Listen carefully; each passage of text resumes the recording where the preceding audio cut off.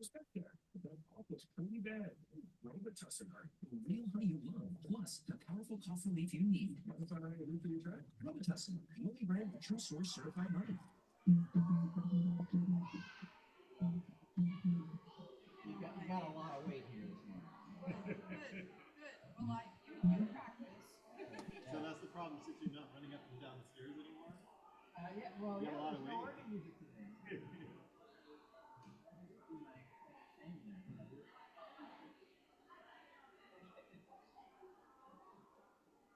You have the squashing to do that. Sure.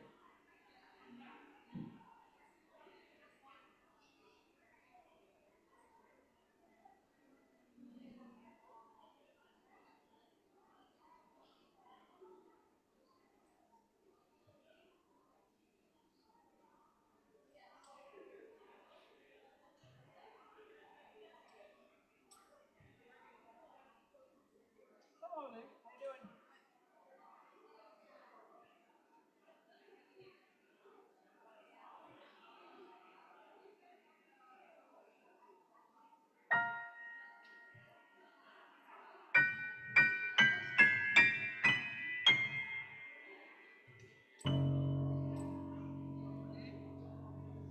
You are here.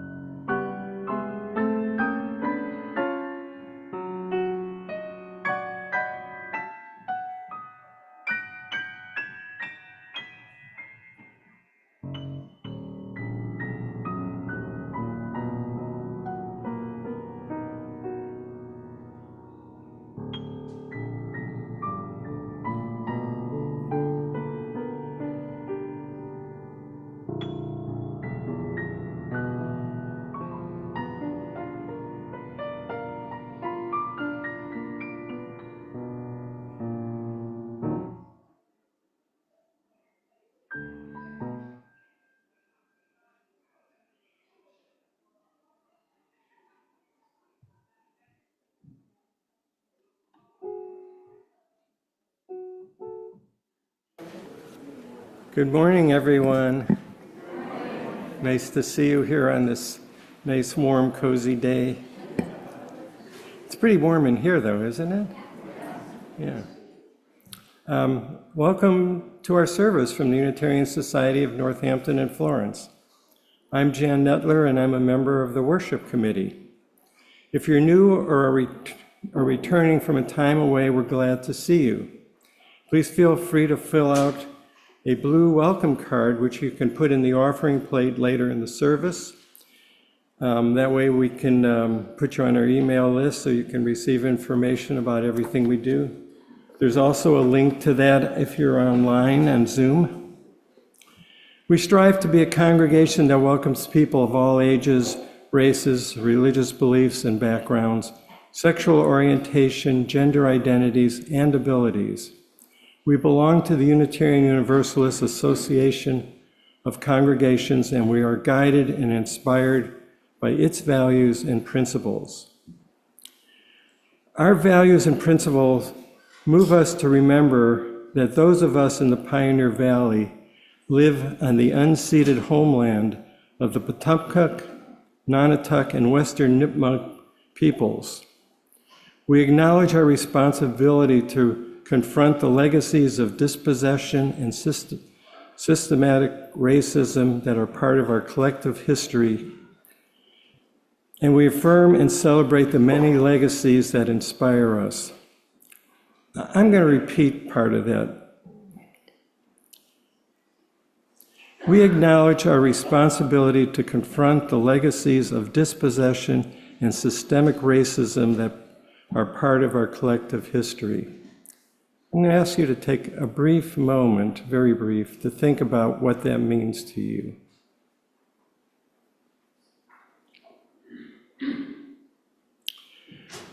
We have drawing materials and others to occupy hands on the table in the back.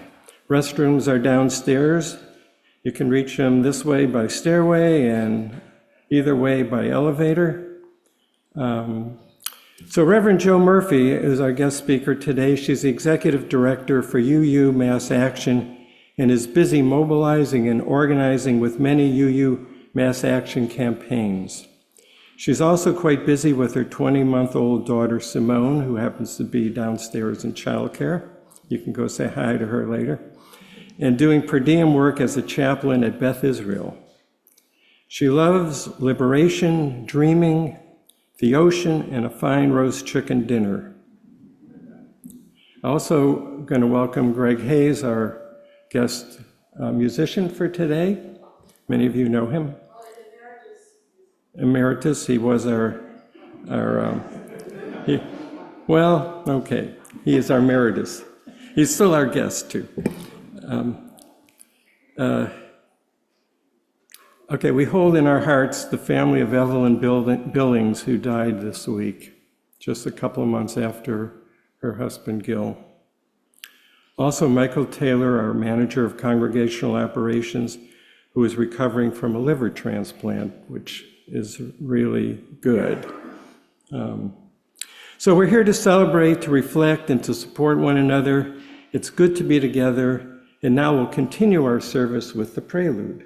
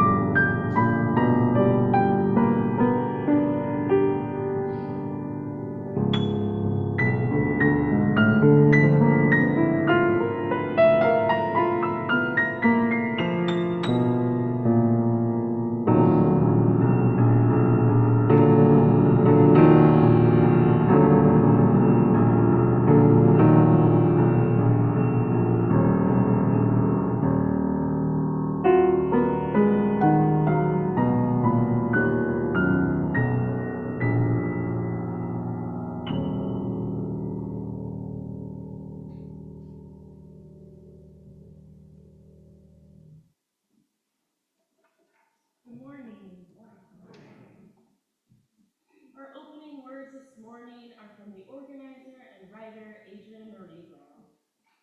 We can anticipate harvest, be shocked by the thunderclap, the storm, laugh at the abundance of our grief, and our earnest attempt to avoid the inevitable. We are a delight. We could be another's blessing with our brief and epic lives where every day we are given the option of love. Let us fill this moment and all moments with the option of love, and let us always choose to be one another's blessing. I invite everyone now to rise in body or spirit for our chalice lighting. We'll remain standing for the first hymn, which is Come Sing a Song With Me, number 346 in Singing the Living Tradition. We light our chalice as a beacon of hope, a sign of our quest for truth and meaning. We light our chalice as a beacon of love and celebration of the life we share together. And in the words of Dr. Martin Luther King Jr., there's no noise more powerful as the sound of the marching feet of a determined people.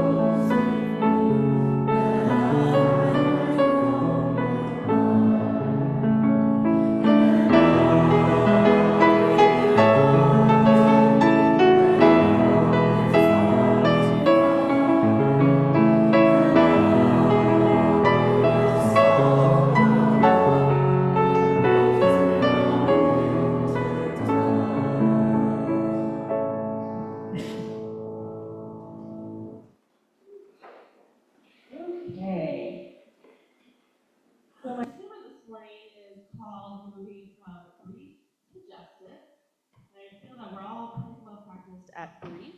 So this morning we're going to do some social justice stretching to sort of get in that mode. So this is a stretch you can do from your seats. And what we're going to do is first we are going to reach down to the grassroots for power. Yeah, really grab it. Then up to the sky for inspiration. Then stomp out injustice. And then we're going to move with the winds of change. And if this feels good on the hips, we're going to continue to move with the winds of change. All right, so now that we're well practiced, we're going to do this once more with words and then once more just with the hand motions. So again, reach down to the grassroots for power. Up to the sky for inspiration. Stomp out injustice and move with the winds of change.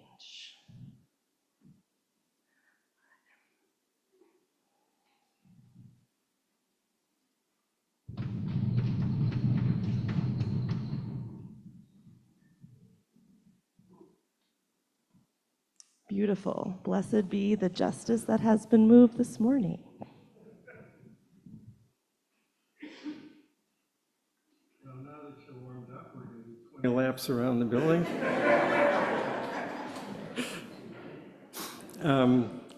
But before you do the 20 laps, let's sing the children out as they go down to religious education. Go now in peace, number 413.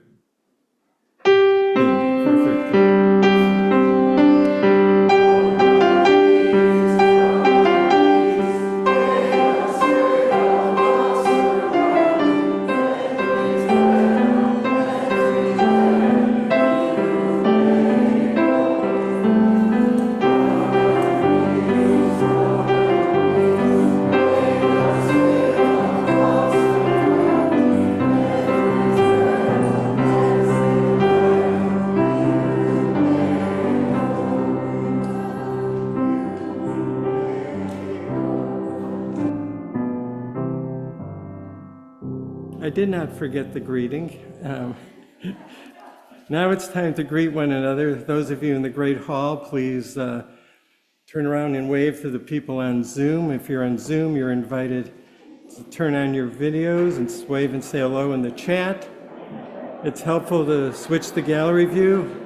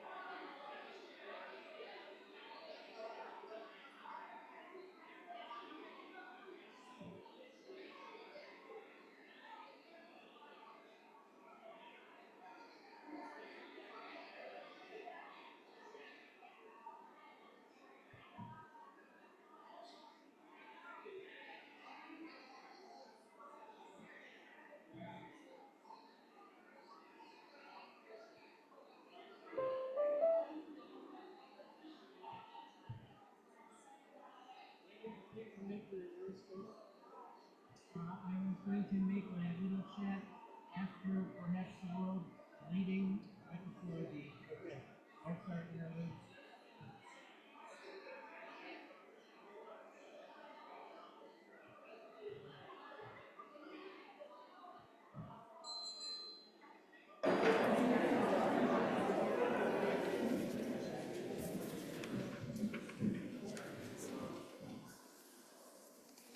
Good morning. Is that too loud? I'm Joan O'Brien, and I'm a co-moderator of the Coordinating Council. The other co-moderator is Rebecca Curzon, and I'm going to keep calling it the Council as I read this, okay, not the whole Coordinating Council. So for those of you who don't know, the Coordinating Council is where members and friends representing different committees and teams and staff come together to share information about what we're doing in the society, what we hope to do. We discuss ideas, raise concerns, etc. And although we ask different teams and committees to send reps to our meeting, anybody, whether they're part of a team or not, is welcome to join. So how does this relate to social justice? It does. Twice a year, we select organizations with whom to share our plate offerings. And in a couple of minutes, you'll see the organizations that we've been donating to for the last few months. Well, it's about time. We switch it every 6 months. It's about time to shift that. So we are looking for nominations from you. The decisions about which organizations to support are made at the council, and they're based on your nominations, members and friends of the congregation. So we're currently looking for you to submit nominations to nonprofit organizations whose work aligns with our mission, values, and principles, not our personal ones, but of this congregation. If you'd like to nominate an organization, please email council@uunorthampton.org, or just email me or Rebecca. Our addresses are in the directory. You've got to do this, please, by Monday, February 24th. So you've got about a month, but don't wait till the last minute. And we're going to vote on these the following week on March 3rd at our meeting. And then after that, we'll begin sharing the plate with those organizations that we select.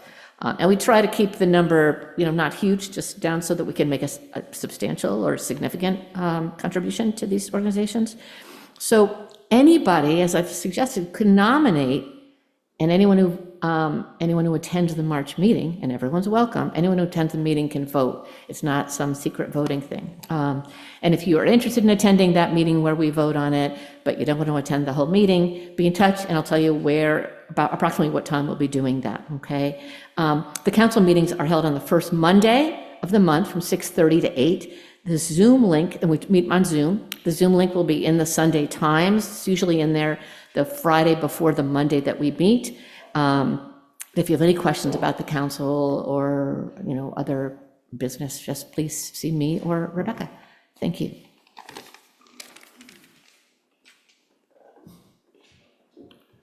Thank you, Joan. Our generosity makes everything we do possible and helps us support organizations and movements in the greater community. Half of the proceeds of each week's offering support the Society's operating budget, and half are shared outside our walls. You can make a check, donate online, or put your contribution in one of the plates that the ushers will pass right now.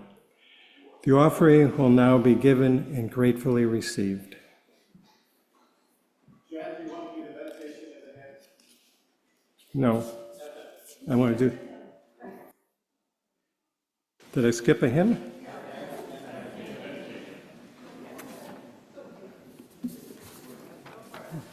Why don't we do the offering since I just asked for it?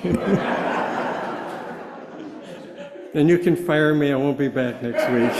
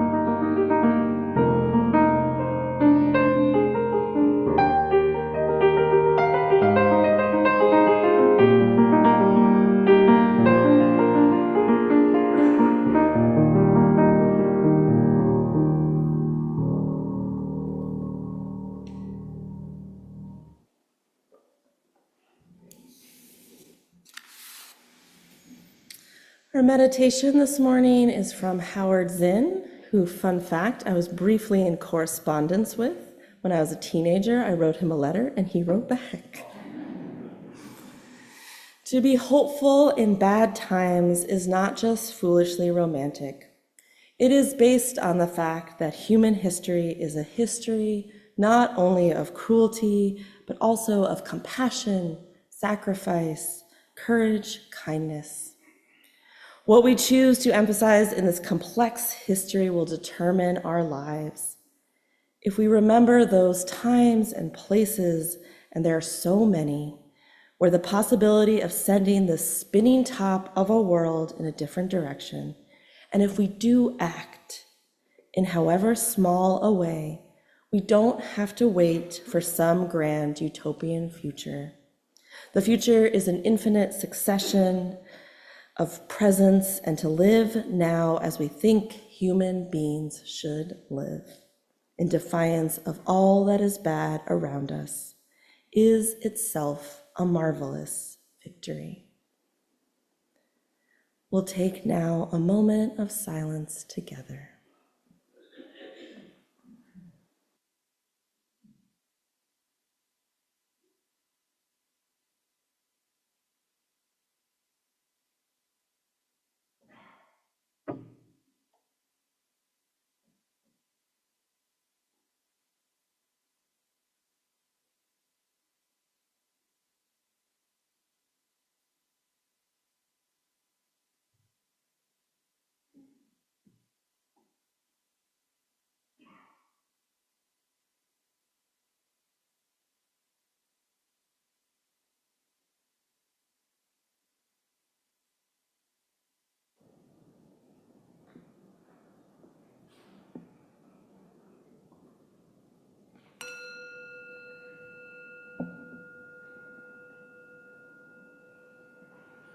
As you're ready and able, coming out of the silence, if you could rise in singing hymn number 121, We'll Build a Land.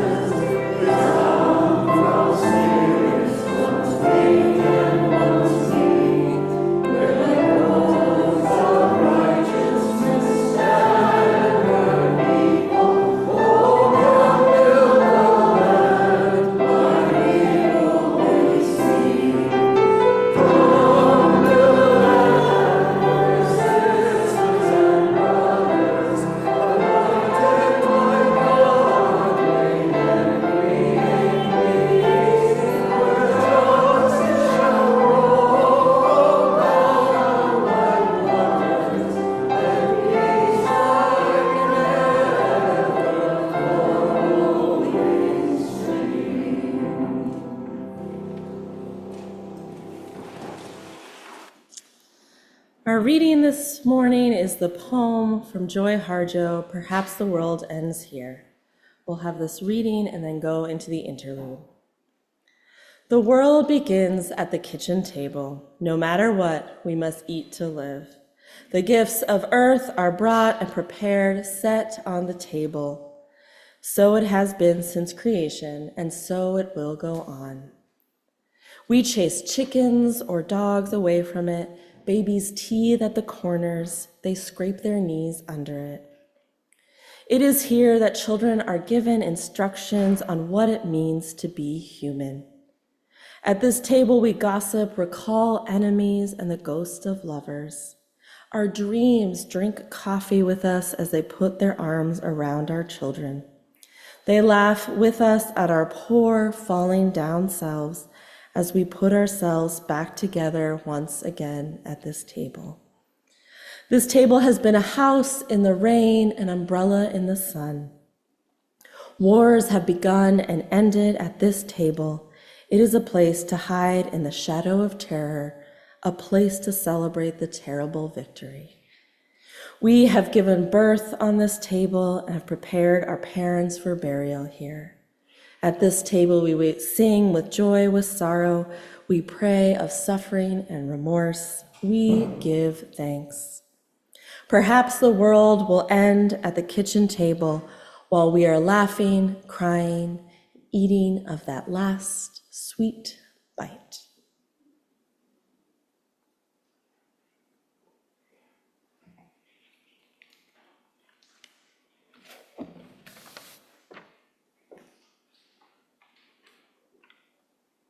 Morning. Is this on? Yes. It's very nice to be here and see so many familiar faces. Just a word about the music that I'm playing today. This is all written by composers born in January. Alexander Trepnin, the author of today's brooding prelude, was born on January 21st in St. Petersburg, Russia. He emigrated at a young age and at one time had homes in Paris, New York, and Chicago. I visited all of them at one time or another. In Chicago, he taught at DePaul University. His Chinese-born wife, Ming, was my formative piano teacher, and she's probably the reason that I'm standing here today. Yeah. The short-lived Viennese composer whose music you just heard, Franz Schubert, was born on January 31st. He died at the age of 31. Wolfgang Amadeus Mozart was born 269 years ago tomorrow in Salzburg. His sonata in F major is one of at least 19 sonatas that survive, and there were probably many others. And today's last composer, Mel Bonis, was born in January 1858 in Paris. Melanie Hélène Bonis adopted the androgynous name Mel in print because of the contemporary prejudice in Paris against female composers. She wrote over 300 pieces, many of which are now again in print, and a few of which I've played here at various times. So now we come back to Mozart. This is his sonata in F major, first movement.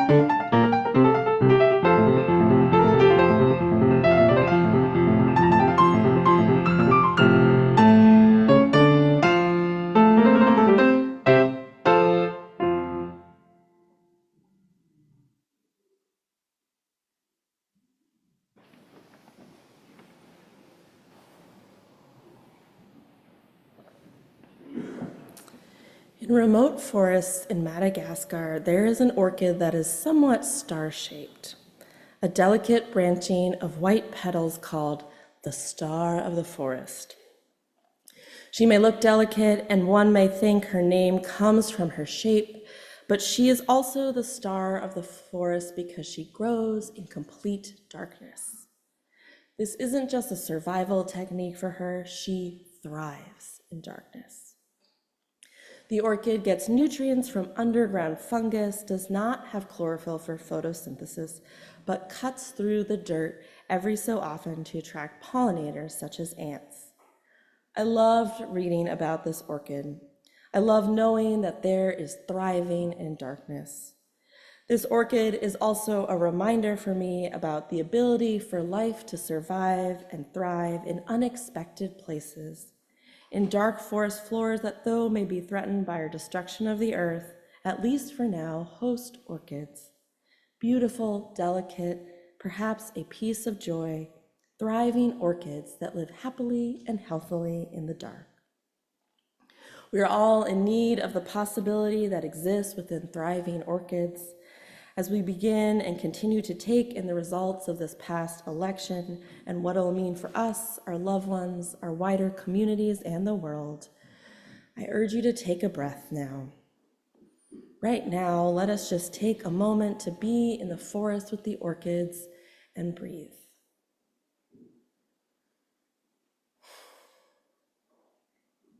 In my work as a leader of the organization UU Mass Action, working alongside organizers on legislation, advocacy, and change in the areas of climate, environmental, indigenous, immigration, economic justice, and decarceration, I am sure things will shift, but honestly, most of our work remains the same and just becomes more urgent.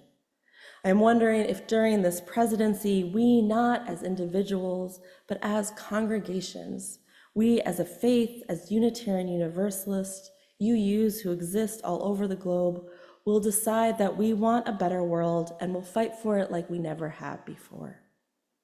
I hope this is a chance to not only fight fascism and the injustice Trump brings, but to finally change the status quo, to bring down our systems that before Trump were crafting and creating harm.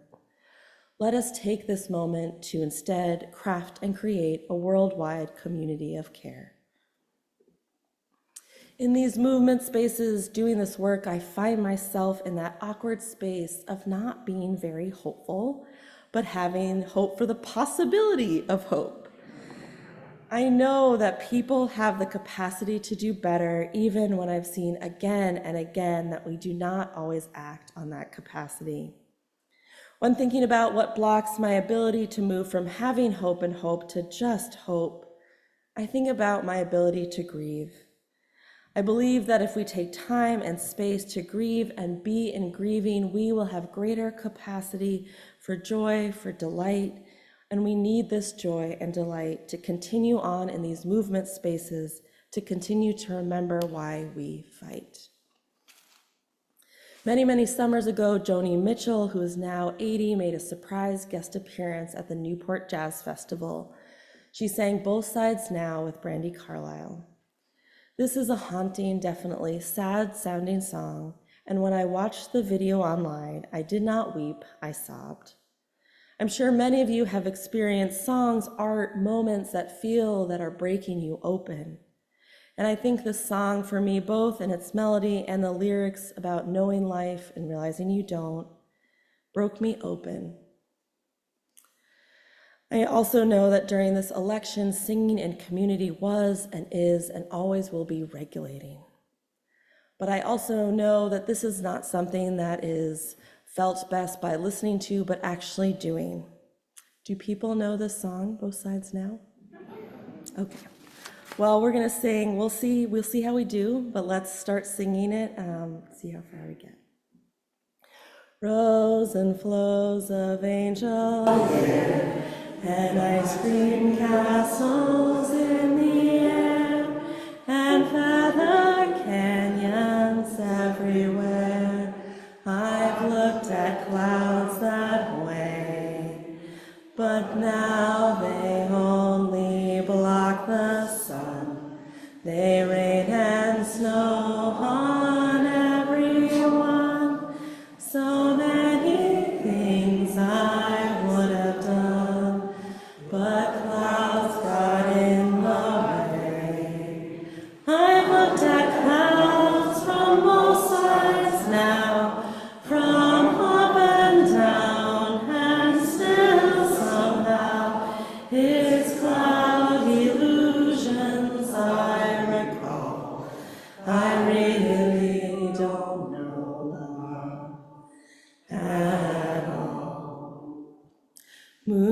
moons and Junes and Ferris wheels, the dizzy dancing way you feel as every fairy tale comes true.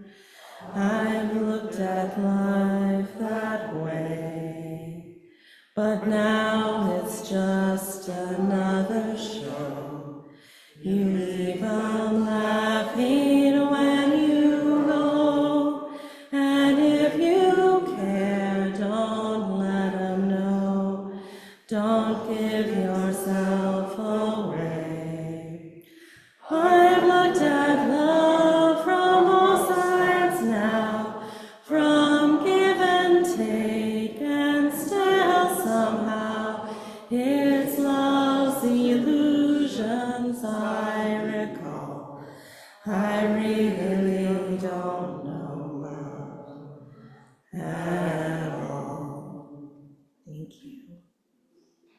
Part of me was sobbing in this moment was due to just beauty, part loving Joni Mitchell and seeing her still singing, and part of it was I just needed to cry. I was reminded of the Adrienne Maree Brown quote, who we heard from earlier today. Remember, you are water, of course you leave salt trails, of course you are crying.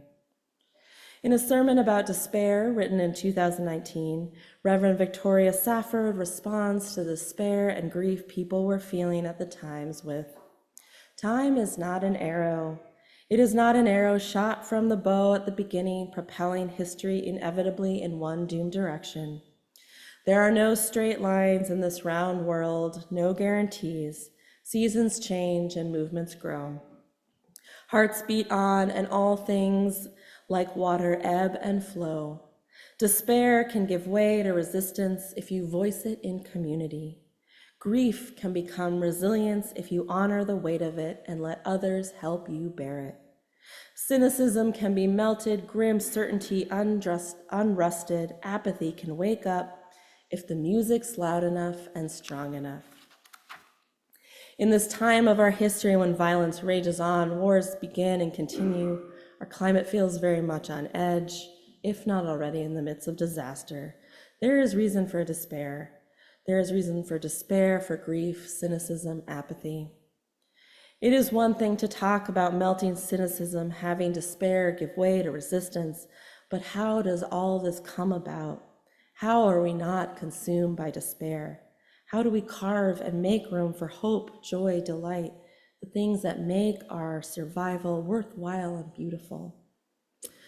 My recipe is threefold. First, don't forget your people. Gather for them, cook for them, care for them, love them in all the ways. And remember to be gathered. Let your people gather you, cook for you, love you. Gather your people, be gathered, and then let yourself cry, let yourself grieve. Finally, after being gathered, after grieving, we remind ourselves why we survive. This is the part where we dance, we eat the food we have cooked, we sing, we remember that our survival is beautiful. Do not forget your people, let yourself grieve, and remember why we want to survive. Do things such as, often before I board a plane, I text so many people. I then turn my phone on airplane mode, and when I land, I am the most popular person on board. But really, my phone fills up from texts and messages of the people that I love. Do things such as this. Find your own thing to be reminded of how much you love and are loved. Be with people and remember that always life wants life. Next, we let go of despair and let our bodies, our hearts grieve. Once the people have been gathered and fed and loved, let that grief be felt. Let those tears fall. Again, Adrienne Maree Brown tells us, remember, you are water, of course you leave salt trails. Of course you are crying. These tears are not the pain themselves, they are a release of the pain, a physical representation of grief. As a leader, a minister, part of accepting grief is necessary to staying in the work, to staying connected to the world. Accepting grief is a part of avoiding despair. Not only do we need to grieve, but we are grieving in the midst of so many losses and circumstances that persist, that continue. We are tired of making so many decisions that are not flippant decisions, but that relate to our survival. We are tired of living through uprisings and seeing racism viciously persist. We are tired of violence building rather than diminishing. We are tired of war, of hatred acted upon by more violence, by occupation. We are tired of violence at the borders of detention centers and prisons. We are tired of fighting for an earth that some seem to care about and others don't. We are tired. Of course we are crying. As we gather and cry, let us remember that despair may be paralyzing, but grief does not have to be. In an article about eco-anxiety entitled, "How Can I Stay Hopeful as the World Burns?" Aisha Mirza interviews Robin Wall Kimmerer, author of the book, Braiding Sweetgrass, Indigenous Wisdom, Scientific Knowledge, and the Teaching of Plants. Mirza asks Kimmerer how she stays hopeful, and she says, "The grief is heartbreaking. But what I try to do is feel that deeply. Grief can paralyze us, it can bring us to despair and hopelessness, but once we recognize that the pain, the grief are feeling is ecological compassion, it's love. It's love for a world that is strong and fierce and lets us all say, not on my watch." Yeah, not on my watch, not on our watch. The other day, I walked out of a church after giving a similar sermon about grief. And as you all know now, I have a daughter who's 21 months, who was at the nursery while I was giving my sermon. After I finished, I shook a few hands on my way out, and I went up to pick her up and came back to coffee hour. I came back to the coffee-laden air holding Simone.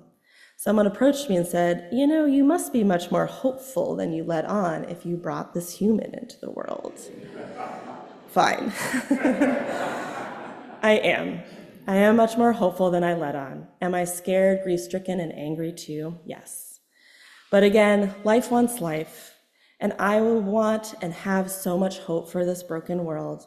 I did bring life into this world because I believe that there is a great life for this little human to live. And so I gather my people, I let myself be gathered. I come home to a house where 2 babies live. We cook meals for each other, we sing, we say grace, we pass the kiddos around, we tend to the 9-year-old, we pet the dog. We set and create space so there is room for the tears can come, they can be released. We sweep our floors, we bake bread and lend each other our cars. We make themed cocktails, bake cakes, and celebrate the life that is here, the life that is us. We gather, we cry, and we celebrate survival amidst it all. It is no joke to feel grief deeply, especially when there's so much to grieve. But I think it helps when we know that in part to grieve is to love. The last part of my recipe, again, is to act on this love. To remember why we move, why we work to protect this world and each other. And for this part of the recipe, you have to do what you love. You have to find ways to experience joy, delight, dance, sing, go see art, go to the ocean, the mountains, listen to something that makes you laugh. Remind yourself of why you love your life. And we are excellent at loving. Let that not go to waste. Our perhaps broken hearts certainly have a lot of territory to cover, but I have hope and knowledge that our hearts can cover it. I think it's going to take work, but not more than we can handle. We do not do it alone, and we do not do it in despair. To want to survive in of itself is a beautiful thing. To want to survive in a broken world on flames is even more beautiful. And perhaps it is at its core hope. Gather your people, let your tears flow, make music that is loud and strong enough. Let us leave salt trails of tears and not despair. Let us nurture our longing to survive. Let us remember why we fight, and let us remember this by creating and finding joy, by loving the people who have gathered us. Let us cry and grieve. Let us remember that our pain is love and that we have always had more than enough of that. Of course you are crying. Of course we are crying. Let us let the tears flow as reminders of how deeply we are in love with this world. Our systems have been broken for a long time. They have been broken long before Trump. I am finding hope in this chance to build up new systems, to dream what our world could look like and then make it happen. We will survive because of our joy, because of our people, because we have always been good at loving. These are hard times, but again, I'm finding hope in an untapped power of this collective grief, this love. We have so much grief. It is deep, it is present, it is powerful. What if we truly matched our collective grief with action? What if we truly grieved as a society and then took collective action just as deep, just as present, just as powerful? At UUMass Action, we have a lot of hope and faith in building power. Let us keep building that power. Let us not ignore our grief, but find energy and life within it. Let us match this energy and life with action. Let us remember that to want to survive in and of itself is a beautiful thing, and to want to survive in a broken world is even more beautiful. And perhaps at its core, this is hope. Bless us and our survival. Bless our grief, our love, and our hope. Amen, and blessed be.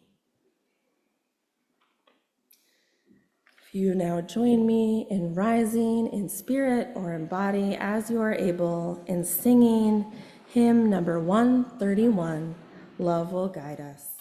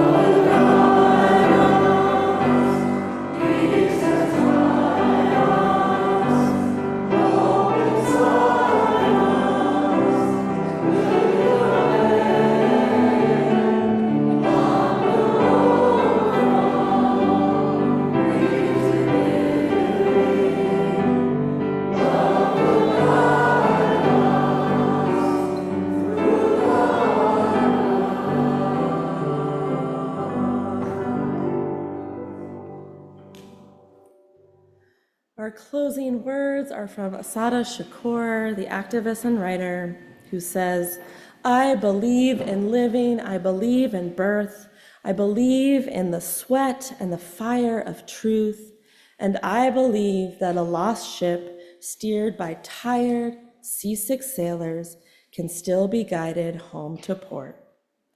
Let us believe in living even when we are tired, seasick sailors. Amen.